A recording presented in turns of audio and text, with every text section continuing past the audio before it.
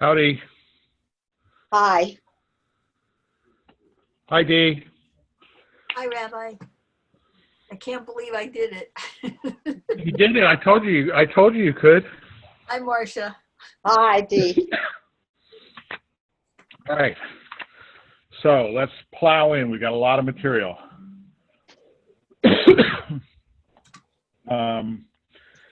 So let me just find the question in the book.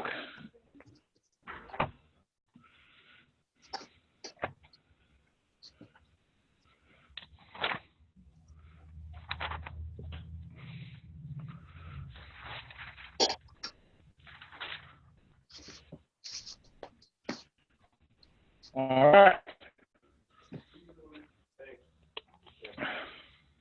Barnaby, how are you? We can talk later about how I want it. Okay. We got Dee and Marcia online. So, VaYetze Yaakov mi Beersheva vayelech Harana. So, page 166. And Jacob left Beersheva and went towards Haran. So Rashi has two comments, well, three really, on this. And before we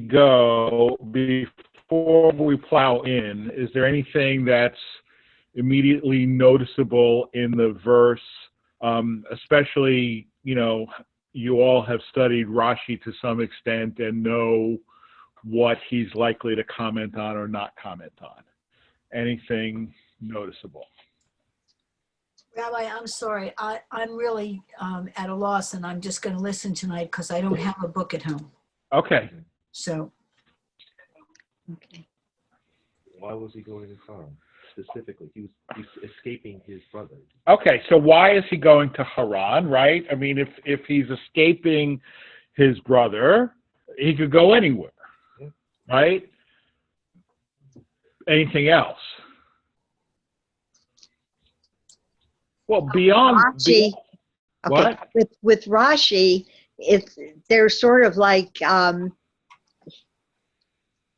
he looks at it. Usually, there's like extra words that needed to be. He left Beersheva, and but why didn't he say he went to Haran? We knew he was in Beersheva.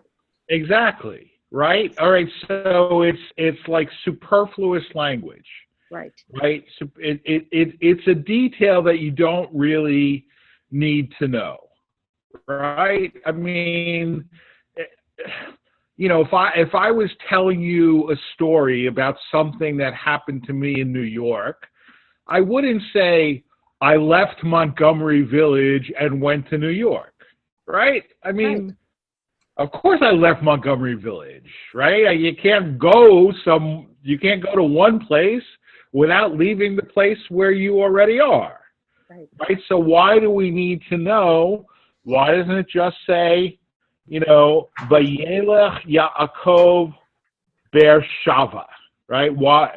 And Vayelech Yaakov Harana. And Jacob went to Haran. Right? Why does he have to tell us he left Beersheva?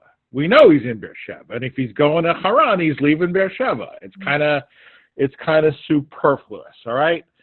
And why Haran, as Barnaby asks? All right. So here's what Rashi says: VaYetze Yaakov, Jacob left because it was due to the fact that the daughters of Canaan were displeasing in the eyes of his father Isaac, that Esau went to Ishmael.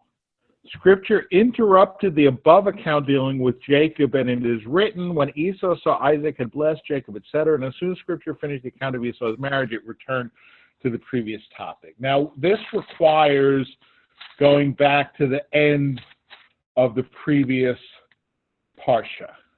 Okay. Right? So, Parashat Toldot, so 28:6, right? And we begin here with 28:10. 28:6.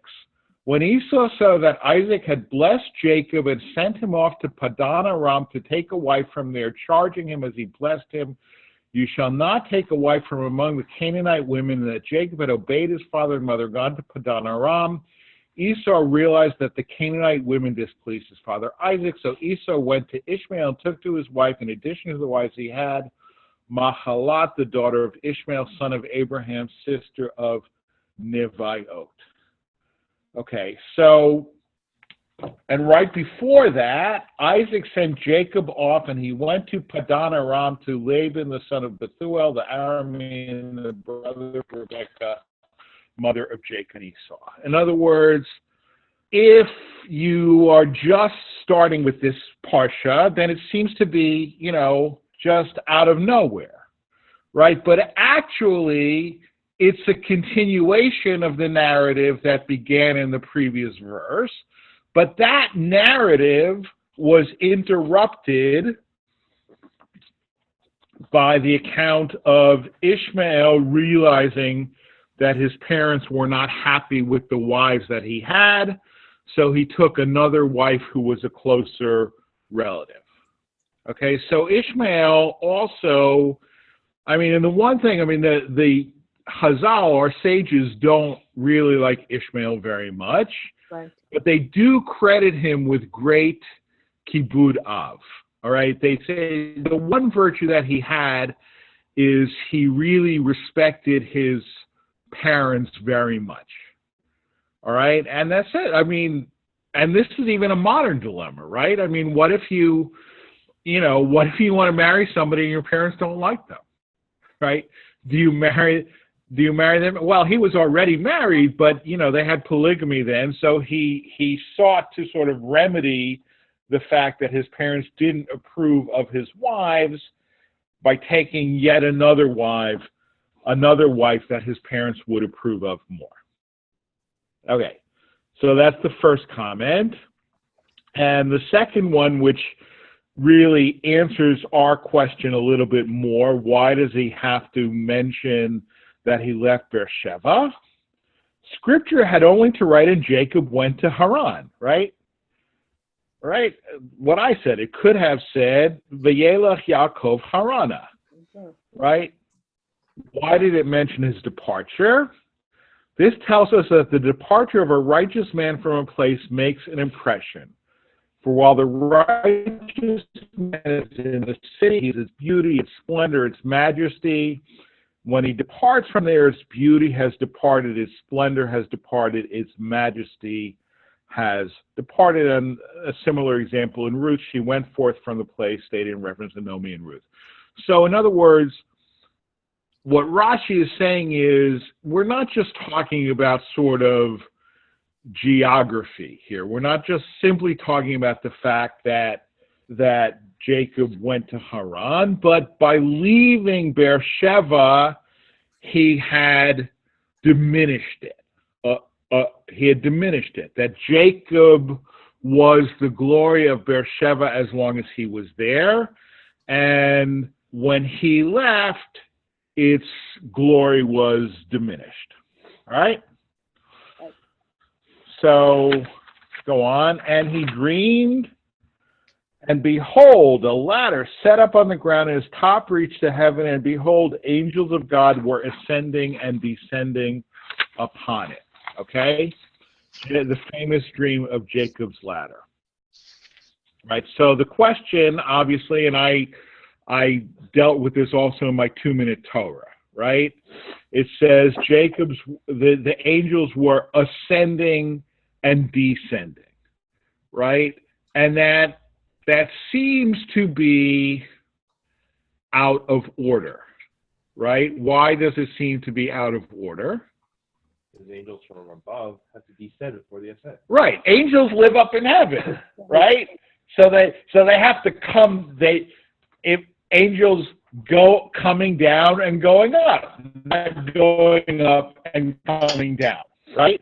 But Rashi tells us, Olim techila v'achar kach yordim, ascending first and afterwards descending. The angels who escorted him in the Holy Land do not go outside the land, and they ascended to heaven, and the angels of outside the Holy Land descended to escort him. Right? So Rashi tells us, right, there's two there's two different kinds of angels, right?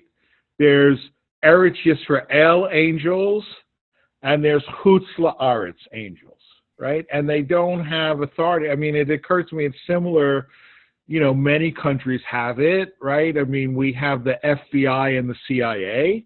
The FBI is supposed to only operate within the United States, and the CIA is only supposed to operate abroad. Similarly, Israel has the Mossad and the Shin Bet, right? The Mossad operates externally, the Shin Bet operates internally. Well, where did they get this setup? They got it from the angels, right? We've got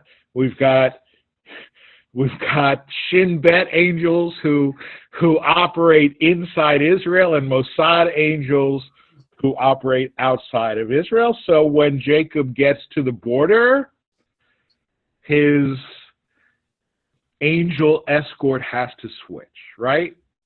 Now, I have to say this still bothers me, right? Not the concept of Israel angels and Chutz La'aretz angels, but if the Israel angels go off duty and they go up, right, and only then do the Chutz La'aretz, you understand the term Chutz La'aretz. Chutz La'aretz means literally outside the land. In other words, everywhere that's not Israel. Right, so this is Chutz La'aretz, Australia is Chutz La'aretz, Lebanon is Chutz La'aretz, every place that's not Israel, Chutz La'aretz, right? They leave him unattended for a while, right? I mean, the Israel angels go up and they say, "Hey guys, your turn." Right? And the other angels go down, but in the meanwhile, Jacob is left unattended. Right? Funny. Never thought of that. What? Rabbi, didn't you... Go ahead. Go ahead. No, I just said I never thought of that. Right. I don't know. It seems to me poor planning. Right. Right. On the part of the angels. Yes, Dee. This is just a little bit of side. I'm trying to make a connection. Didn't you once say in a drash that angels only have one function? Yeah. Okay. Right. No, right, absolutely. I mean, I'll tell you where that was. I don't know if it was in a drash or it was in a Rashi class, or maybe it was, a Rashi class that I carried over into a drash, but it was dealing with the three angels who were sent to Abraham. Right. I remember. Right. The three angels were sent to Abraham, and then there were three angels that visited him while he was sick, and then two that went on to Sodom, and then only one that rescued Lot. Right, I remember. Okay. Right, I remember that. Right. So, in other words, there were so the three, but actually only one really brought the message to Abraham that Sodom was going to be destroyed. So he finished his task and he's done. Whether he dropped out and went back to heaven or whether he ceased to exist, we're not sure, right? But then two angels went to Sodom, one destroyed the city, and then he was done, right? And then the last angel rescued Lot. Okay, so yeah. Very right. So similarly, right. So these are angels whose task. So apparently, guarding Jacob in Israel and guarding Jacob outside of Israel are two distinct tasks. Right. Right. So we need two distinct sets of angels. Right. Rashi answered my question. Or he answered my objection. I just now noticed this. Behold, the Lord was standing over him, and he said, I am the Lord, the God of Abraham, your father, and the God of Isaac. The land upon which you are lying, to you I will give it, and to your seed. Standing above him. Why? Guard him. Right.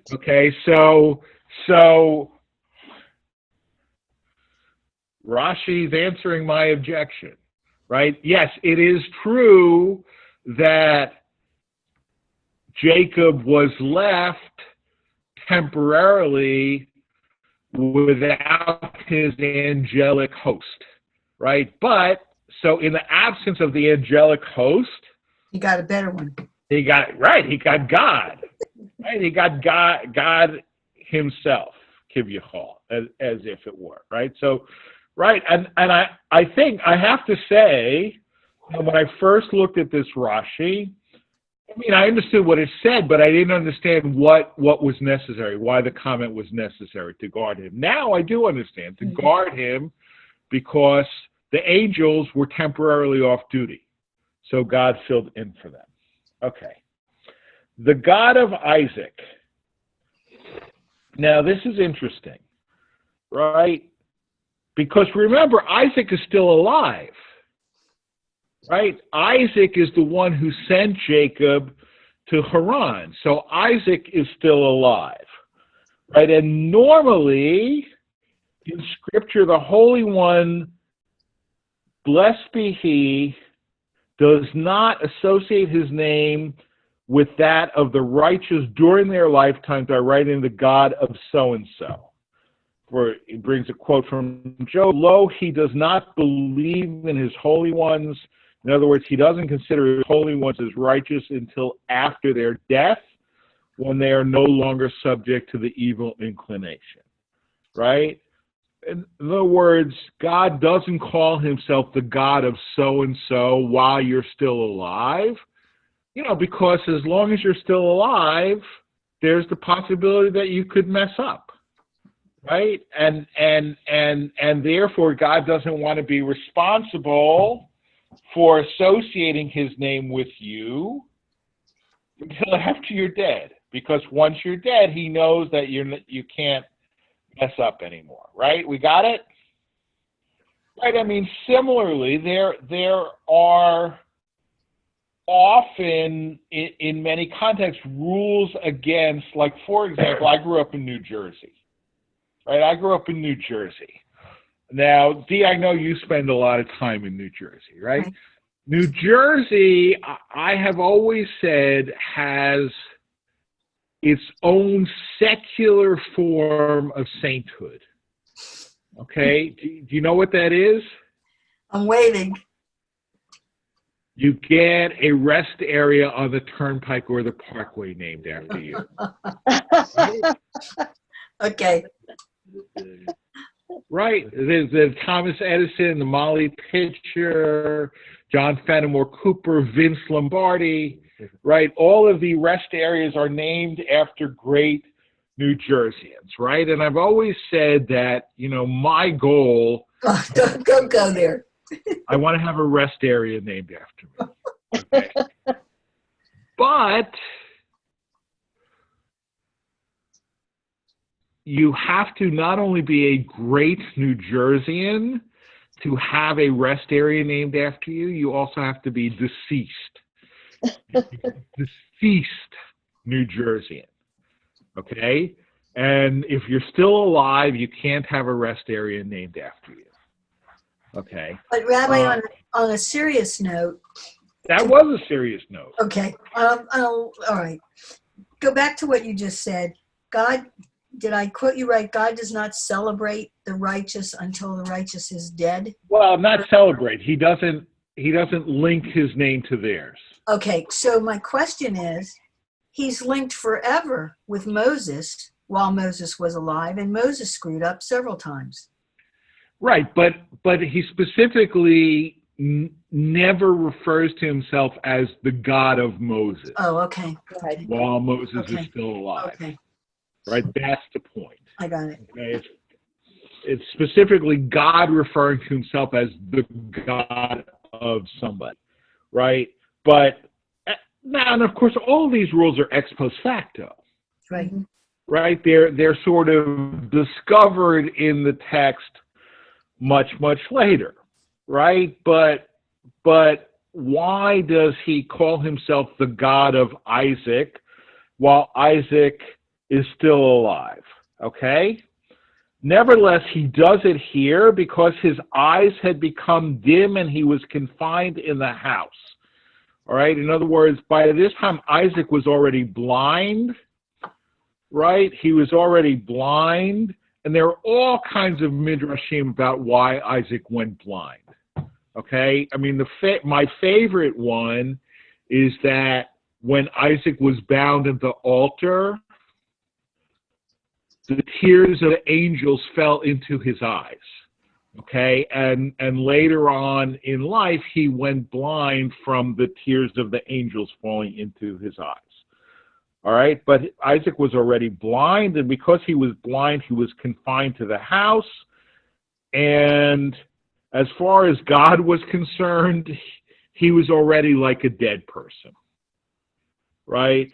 Because the evil inclination had ceased from him.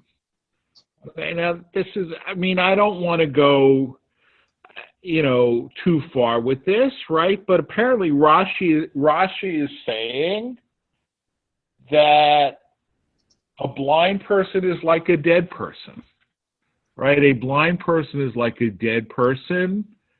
And why? Because the evil inclination has left you, right? Now, why is that? Because we're led astray by our eyes, right? And if you're dead, you're not going to be led astray by your eyes, right? So therefore, God breaks his own rule because he knows that Isaac is essentially beyond sinning at this point, right? In other words, his health doesn't allow him to sin. He's confined to his house, and he can't be led astray by his eyes because he's blind. He doesn't see anymore. Okay.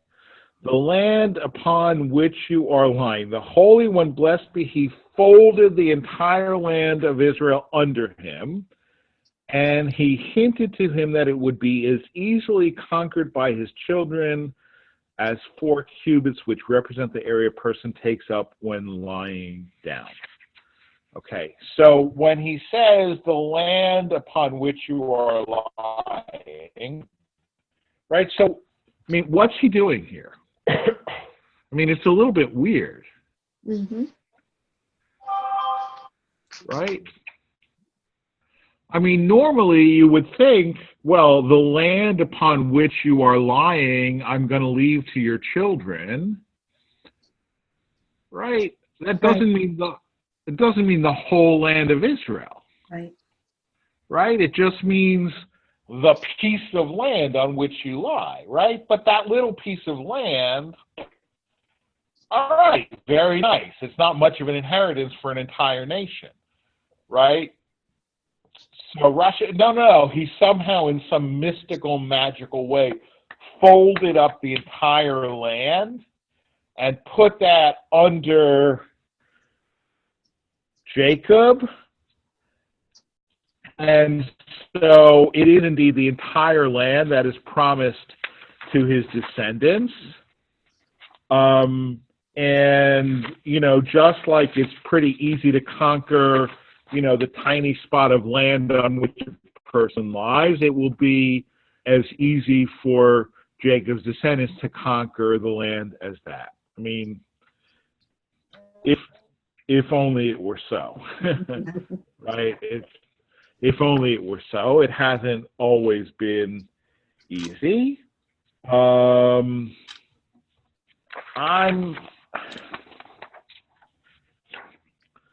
going to skip a little bit, okay? Because I mean, there's a lot. I brought a lot of material because there's a lot of material, and you have it either in front of you or at least linked by email. But I want to look at verse 16. All right.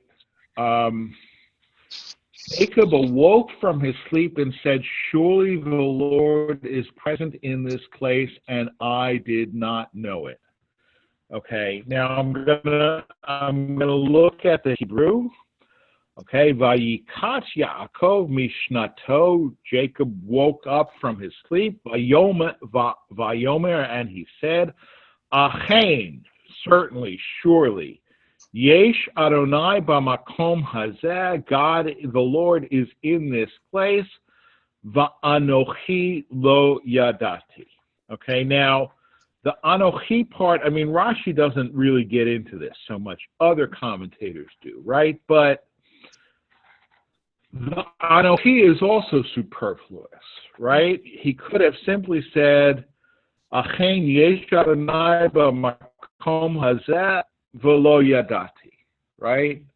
God, right? Lo yadati means I didn't know, right? So Anochi lo yadati, if we were going to try to translate it literally, right, which Rabbi Lawrence Kushner does in his book, I did not know. Right? There's two eyes. Okay. Now that in and itself is I think interesting, and I think you can do a lot with that. Right? If you want to encounter God, you have to forget your own ego. Right? Jacob is saying, I didn't know I. Right? But let's look at what Rashi says. Vanochi lo yadati she'ilu yadati lo yashanti b'makom kadosh kazeh. Right? If I had known that God was in this place, I would not have slept in such a holy place. Right? Because it's not polite. You're not supposed to sleep in shul. Right? And I know that everybody says, well, Rabbi, if people are sleeping in shul, it's your fault. Right? But you are not allowed to sleep in shul, right? You're not. I mean, there are all kinds of rules. You're not allowed to sleep in a Beit Midrash. You're not allowed to sleep in a synagogue, right? But Jacob, that's why Jacob said, had I known that God was in this place, I wouldn't have slept here, right? But how does he know that God was in his place? From his dreams, right? So if he hadn't slept there, he might not have encountered God, because he only encountered God in the dream, right? And he was frightened, and he said, how awesome is this place? This is none other than the house of God, and this is the gate of heaven. Okay. Now, let's look at page 5. I know it's long, but it's really interesting. Okay. Said Rabbi Eliezer in the name of Rabbi Yosef ben Zimra, this ladder stood in Beersheba, and the middle of its incline reached opposite the temple. For Beersheba is situated in the south of Judah, and Jerusalem is situated in its north on the boundary between Judah and Benjamin. And Bethel was in the north of the territory of Benjamin on the boundary between Benjamin and the sons of Joseph. Consequently, a ladder whose foot is in Beersheba and whose top is in Bethel, the middle of its slant is opposite Jerusalem. Okay, now this is one massive ladder, right? Yeah. Because Bethel, right, so according to Rashi, right, so the foot of the ladder is in Beersheba, okay, and bear in mind the geography of Israel, right? Beersheba is southern Israel, right? Now, I mean, the biblical, right, description, if you want to say the whole country, right, we say from Dan to Beersheba. Dan is all the way up north. Even today, Dan is on the Lebanese border. And Beersheba is, for most Israelis, consider Beersheba the far, far south, right? I mean, I lived in a lot, right? So for us, Beersheba was like north, right? But for most Israelis, right? I mean, there's Beersheba, and then beyond Beersheba is just like, the wilderness, right? Just like when I first started college, everything beyond Gaithersburg, right? Everything north of right? That's true. Yeah, Everything north of absolutely. Gettysburg was the wilderness. Actually, when I started, everything beyond Silver Spring was wilderness. Well, for sure. Yeah. Right, but you grew up here. I didn't grow up here. Right. Right? But so you have, so Bethel is like in the northern West Bank. So this is a big ladder, right? This accords with what our sages said, that the Holy One, blessed be he, said, this righteous man has come to my lodging place. Shall he leave without lodging? And furthermore, they said Jacob called Jerusalem Bethel, but this place which he called Bethel was Luz and not Jerusalem. All right, it's a little confusing, right? Bethel means the house of God, right? Beit El, right? This is Luz, not Jerusalem. So where did they learn to say this, that Luz was Jerusalem? I believe that Mount Moriah was uprooted from its place and it came here to Luz. That is, Luz, Jerusalem, and Bethel were all in the same place.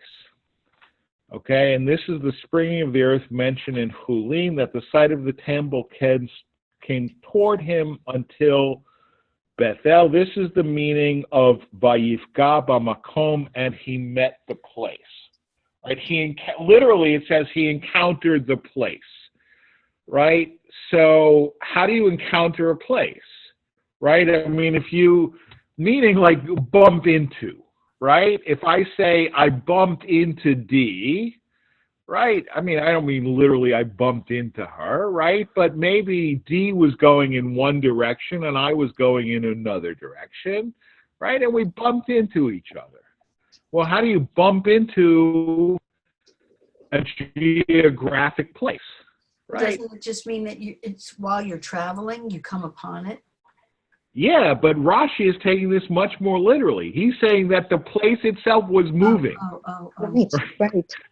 That God moved Jerusalem, right? That God moved Jerusalem to encounter Jacob, right? Because he wanted Jacob to have a place to sleep and he wanted it to be at the temple, right? Because there's a lot of confusion. I mean, where exactly is this place that Jacob had his dream, right? And it's Bethel, but there are other people who associate this with the temple, where the temple would be in the future, right? So they're both true. They're both true because God moved Jerusalem to Bethel, right? Now, also, I mean, the other thing is, and Rashi doesn't explicitly deal with this, but if you know rabbinic Hebrew, right, Vayifga b'makom, that could mean something else as well, right, Barnaby? Makom means the omnipresent. Right, makom means the omnipresent, meaning God, right? So he arrived at the place, he encountered the place, he ran into the place, but he also ran into God, right? He ran into God there, and that can only be the Temple Mount, right? Now, if you ask, when Jacob passed by the temple, why did God not detain him there? The answer is, if he did not put his mind to pray in the place where his forefathers had prayed, should they detain him from heaven? He went as far as Haran. When he arrived in Haran, he said, is it possible that I passed the place where my forefathers prayed and did not pray there? He decided to return. He went back as far as Bethel, and the earth sprang towards him. In other words, okay, so they're asking, right, if you're going from Beersheba to Haran, right, which is somewhere in Syria, probably. If you're going from Beersheba to Haran, you're passing Jerusalem, right? You can't go from Beersheba to Syria without passing Jerusalem, right? So they're asking, well, so why didn't he stop in Jerusalem to pray, right? I mean, it seems kind of weird that he wouldn't do that, right? So, why didn't God just stop him there? And the answer is, well, what are they going to do, right? When they say detain him from heavens, in other words, right, is God gonna force you to do something that it doesn't occur to you to do, right? Do you get that? Do you get what's going on here? Not sure. It's a little confusing, but Sure. right. But in other words, God, according to Rashi, is affirming free will, right? I mean, is affirming free will. Like, you might look at this whole story and say, wait a second, right? Why didn't Jacob stop to pray in Jerusalem? And why didn't God stop him in Jerusalem? And Rashi says, because God's not going to do that, right? We have free will. But so that's your answer to why God didn't stop him, but we don't know why Jacob didn't stop to pray. Right. We don't know why Jacob stopped to pray. Didn't. What? I thought you said he didn't. No, I mean, we don't know why Jacob didn't stop to Right. pray. Okay. Right. But Jacob himself doesn't know. But what apparently happens, according to Rashi, is Jacob gets to Haran. Jacob gets to Haran, and he has second thoughts. He says, oh my God, right? I passed right by Jerusalem, and I didn't stop to pray where my forefathers prayed, right? Because this is, right, I mean, what already happened in Jerusalem? The Akedah, for one thing, right? So he gets to Haran and only then realizes that he should have stopped to pray in Jerusalem. So he decides that he's going to go back. He's going to go back. And at that point, God says, all right, enough, okay? Enough. And he brings Jerusalem sort of halfway to him in Bethel, okay? And lest you think, I got to tell you a story, okay? I won't name the name. Okay, but I had a professor at HUC who, now the Association for Jewish Studies, which is the academic association of professors of Judaic studies, now it always meets in Boston, but apparently at one point it used to meet in Chicago.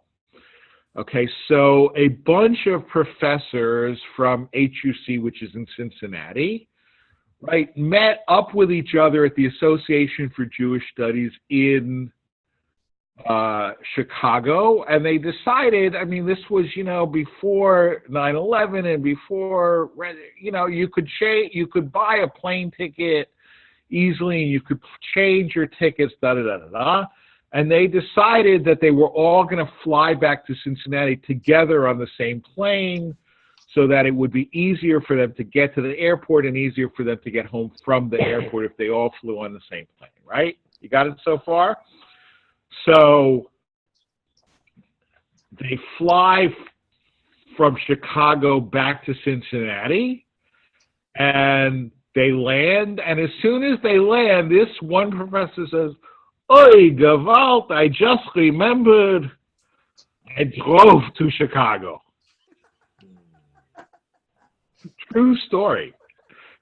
So he had to go back to Chicago to get his car, because his car was in Chicago, right? So when I read about Jacob's, hey, I just remembered I went right past Jerusalem and didn't stop to daven, so I got to go back to Jerusalem to daven, right? Entirely possible. Yeah. Entirely possible. Okay. Before we move on, Yes. just want to comment on this whole segment, is that I see it as, it gives me a lot of headache just to try to read that, because it really is some forcibly trying to reconcile, several different legends and several different parts of the text that are clashing with so many anachronisms. Like, where's Luz, and was Jerusalem even Jerusalem back then? We knew it used to be called Shalem, and we knew it was Jebusite. And right. So, how could Jacob at the time have the same association of holiness as we do today? So. No, I agree with you, right? And so, look, from my perspective, it is an open question, right? When you're dealing in the realm of Midrash, right? First of all, did the Baalei HaMidrash, did they know it was Midrash, right? In other words, did they think that what they said represents, right, a history, a reality, in the same sense that, your history textbook is supposed to represent reality? Or did they know that this is just fanciful, right? And then did Rashi know that the Midrash was just Midrash? Did he know that it was fanciful, right?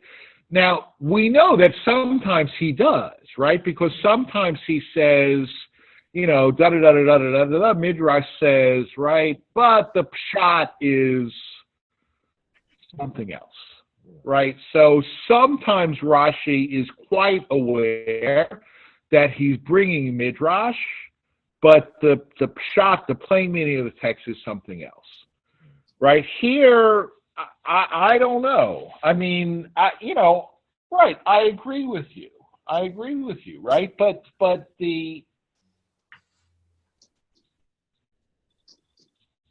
as far as Chazal is concerned, right, Abraham, Isaac, and Jacob knew the whole Torah, right, and observed all the mitzvot. Including, and Yerushalayim was Ir HaKodesh way back when. Right. Now, we're not obliged to believe that, obviously, right? And did they actually believe it? I don't know, right? But if you look at,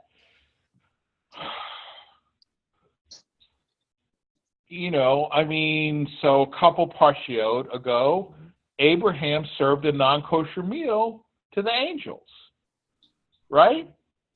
He served them, he brought them milk and butter and the calf which he had prepared. Right? Now, is an easy way to solve that, right? That's what Rashi says. One after the other. That's the hard way to solve it, right? Because that's not what the text says. The text says he brought them milk and curd and the calf, right? He brought them milk and curd and the calf. Doesn't say milk and curd and then the calf, right? So so Rashi says that, right? So look, in other words, the simple answer is this is before Sinai, right? This is before Sinai. They didn't separate meat and dairy back then because it hadn't been given yet, right? But you can't say that if your assumption is that Abraham, Isaac, and Jacob knew and observed the entire Torah. Right.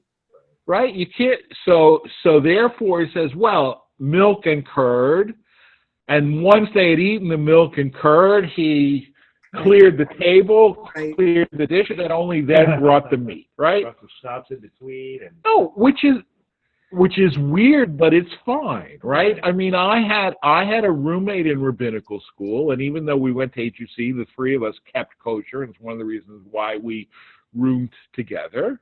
Okay, but by him, it was not a meal unless it started with a salad with ranch dressing.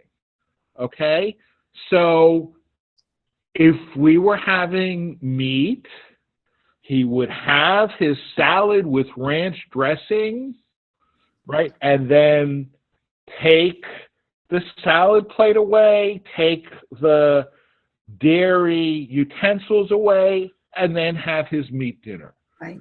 Weird, but perfectly kosher. Perfectly fine to do that. Right.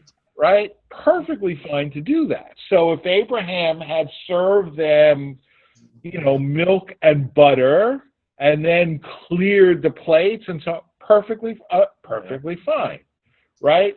Another answer, I don't know if Rashi says this, but it's an extant midrash, is that Abraham actually knew that they were angels, right? And angels don't really eat; they only pretend to, or they don't have to observe the mitzvot. So it was fine to give them a treif meal because they weren't really eating anyway, because they were angels and angels. Right? I mean, but that's where now of course, if they knew the whole Torah, right? If they knew the whole Torah, then why didn't Joseph read ahead, right? Know that his brothers were gonna throw him in a pit and sell him as a slave in Egypt, and say, "Oh, no, not going, not going." Right? I mean, there's a tendency it's not just a phenomenon with Jews or the rabbis. It's to take heroic figures of the past and this weird kind of called embellish. If they were righteous for their time, they must also be righteous, exceedingly righteous for our time. Sure. Right. No. Look, right, and the whole question. Look, the whole question of anachronism, right? I mean, if you look at, without going too far down that road, right? But the whole question of reevaluating the founding fathers, Right. Right? I mean, was Jefferson a great man? Yes. But slaves. Did he own slaves? Yes. Yeah. Did he, the whole thing was, right? Yes. Is it fair to? Is it fair to judge him now by the standards of now? I think yeah, because he himself knew that slavery was wrong, right? But does that mean that everything that's named after Jefferson has to be renamed? No. I think not. But if an African American thinks yes, I don't know that I have the grounds to tell them that they're wrong.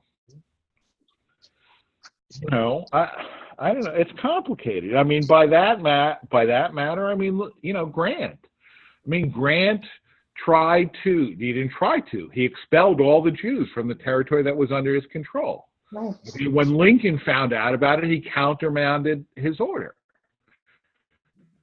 Does that mean that Jews should, say, every place in the country that's named after Grant, name should be changed. Every statue of Grant, Grant's tomb should not be called Grant's tomb. How far does it go? And I don't have an answer to it. Okay, I think that we should acknowledge that these are legitimate questions, but I don't have an answer.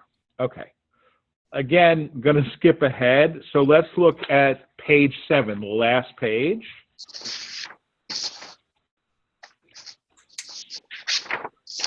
Right. Leah's eyes were tender. Okay, I'm going to look and see what other translation there is. Okay. Leah had weak eyes. Rachel was shapely and beautiful. I think weak eyes is a better translation when you look at the Rashi, okay? Because tender, I don't know what tender eyes means, actually. Rock means soft, but it can also mean weak, okay? The Einei Leah Rakot. Rachel had weak eyes, but, Leah had weak eyes, but Rachel was beautiful features and a beautiful appearance. Okay. Why were Leah's eyes weak? Because she expected to fall into Esau's lot and she wept. because everyone was saying Rebekah has 2 sons and Laban has 2 daughters, the older for the older and the younger for the younger. Right? In other words, right, Leah's eyes were so weak, right, because she thought, right, like 7 brides for 7 brothers, right, or 2 sisters for 2 brothers, right? So they're going to marry me off to Esau. Why would they marry me off to Esau? Because I'm the oldest and Esau's the oldest, right? So they're going to marry me off to Esau, and Rachel's going to be married off to Jacob. And so she was crying because of that. Now, why was she crying because of that? Because Esau had a reputation of being not the nicest guy. Right. Esau's Esau, right? Esau's Esau. He's terrible. He's a hunter. He's the progenitor of Rome, right? Every bad stereotype that Jews have of non-Jews, that's Esau, right? So this fine Yiddish Mädel, right? Leah is going to be married off to Esau. She doesn't want that, so she cries all the time, and that's why her eyes are weak. Okay? Now, verse 25, right? And we all know the whole story, right? We know the story, so we don't have to get bogged down in this, right? But Jacob wants to marry Rachel, and he thinks he's going to marry Rachel, and they all come together and they have this big wedding feast, right? And when morning came, there was Leah. He thinks he's married Rachel, but it came to pass in the morning, and behold, she was Leah. So Jacob said to Laban, what is this that you have done to me? Did I not work with you for Rachel? Why have you deceived me, right? And what is Laban's answer in the Torah? Has to work longer to get Rachel. Well, you have to work longer, but how does he justify what he did? I don't remember. He says, no, this is not how you can't have the younger get married before the older, right? That's not the way it works. You can't, you want to marry Rachel, you can marry Rachel too, but you can't marry Rachel until Leah is married. So I had to marry Leah to you. And if you want Rachel, fine, but that's another 7 years. Okay, so Rashi says, and it came to pass in the morning, and behold, she was Leah. Right? Now, you have to, the Hebrew, right? V'yihi b'boker v'hinei Leah. And morning comes, and behold, it's Leah. Right? Which means that Jacob, the Hebrew, I think, is clearer than the English translation. Jacob was obviously surprised, right? He was obviously surprised to find himself waking up next to Leah, right? Which raises the question, right? What question does it raise? How could he not know? How could he not know? Right? Why was he surprised? Right? Why was he surprised? And it came to pass in the morning, behold, she was Leah, but at night she was not Leah. Right? Meaning what? Jacob had given signs to Rachel, but when she saw that they were bringing Leah, she said, now my sister will be put to shame. So she readily transmitted those signs to her. In other words, right, according to Rashi, Jacob was suspicious. Right? Jacob was already, he said he knows Laban, right? He's worked for him for 7 years. Right? He suspected that Laban might do exactly that. Right? So he gave Rachel some sort of code or something so that he would know that it was really her and not Leah, right? Because they're getting married in the dark and so on and so forth, right? So he gives Rachel, like, let's say just a secret code word, right? A secret code word that she's supposed to say, and that way Jacob will know that it's Rachel, right? But when Rachel sees that they're bringing Leah to the chuppah and not her, right, she gives Leah the secret code word, right? Because she doesn't want Leah to be embarrassed, because after all, they are sisters. Right? After all, they are sisters. So Jacob really, according to this midrash, really absolutely married Leah thinking it was Rachel.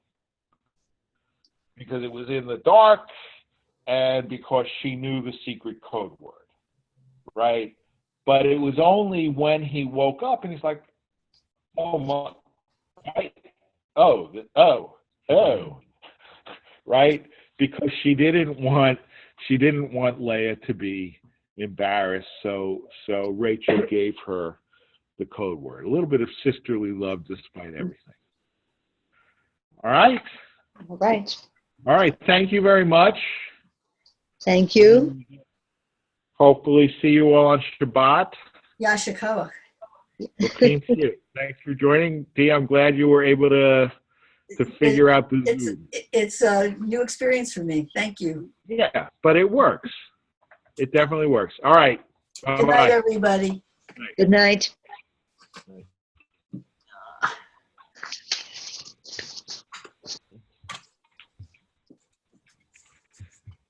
And we